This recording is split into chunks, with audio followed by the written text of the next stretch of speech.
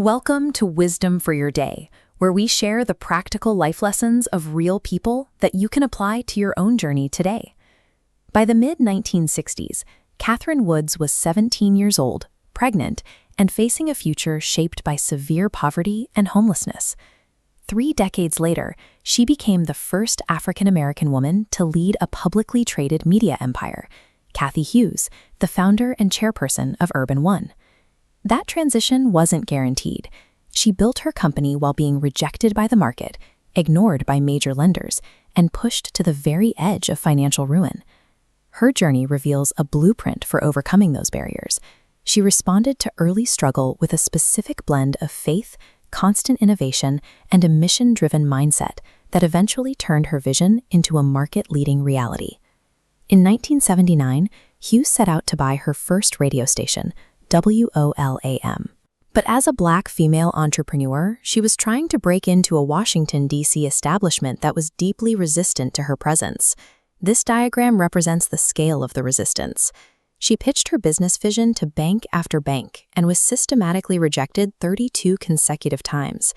To keep moving, Hughes treated those rejections as neutral data rather than a personal failure. Lenders often focused on her personal life instead of her financials, so she chose to see their bias as a hurdle to clear rather than a reason to stop. She countered their doubt with unwavering self-belief. She famously told skeptical investors that one day she would be the most profitable company in their entire portfolio. She refused to shrink her vision. She maintained a high-volume application strategy fueled by her faith until she finally secured the angel investor she needed. Rejection in business is often a statistical hurdle. By decoupling her self-worth from the market's initial no, she was able to outlast the resistance. Even after acquiring the station, the crisis intensified.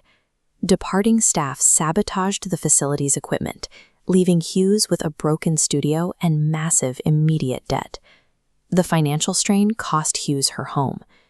To save the business, she and her son moved directly into this broadcast studio, living out of a sleeping bag while they worked to turn the station around.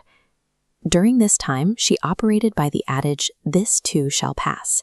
She viewed these hardships as temporary cycles, a perspective that allowed her to stay focused on the work rather than the loss. Lacking the funds to play music, she pivoted. She identified a cultural gap in the DC market and invented a new zero-music format, 24-hour talk radio from a Black perspective. This decision drew on a proven track record. Earlier in her career at Howard University, she had already invented the syndicated Quiet Storm music format.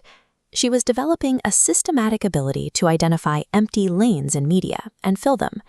True innovation often comes from these moments of extreme resource constraints, which force a visionary to build entirely new solutions when the standard ones are out of reach.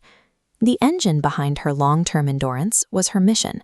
She anchored her goals in serving the African American community, creating a purpose that went deeper than quarterly profit margins. She prioritized that mission over easy revenue. She once walked away from a lucrative advertising deal with a car dealership because they refused to hire Black salesmen. As her company grew, she used her hiring and purchasing power to set a new standard, directly challenging the systemic biases that had tried to block her own entry into the field. She didn't wait for the establishment to give her a platform. She built her own. By 2004, she successfully expanded her vision from local radio into national television with the launch of TV One. A mission-driven approach is a hardened business strategy. It creates a sense of purpose that sustains a team and a founder through the heaviest market turbulence. Cathy Hughes navigated systemic bias, survived debt that would have ended most businesses, and turned market gaps into a dominant media empire. You can apply her blueprint today. Step 1. Define a mission larger than yourself, a purpose that will fuel your work when short-term progress slows down. Step 2. Treat rejection as neutral data. Do not allow a no from a lender, a client, or the market to become a personal reflection of your worth. Step 3. Internalize the reality that this too shall pass. By treating failures as temporary phases rather than permanent states, you can avoid the kind of short-term panic that derails a long-term vision. These lessons are actionable right now.